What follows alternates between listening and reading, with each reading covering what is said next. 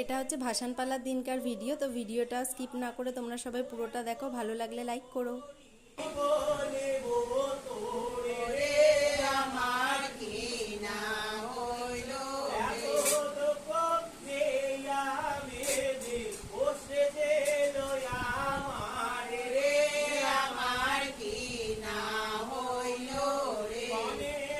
আর বই পড়ার মাঝখানে দেখো দাদা পান খেতে চেয়েছিল, তো রূপ দাদাকে পান সেজে দিচ্ছিল।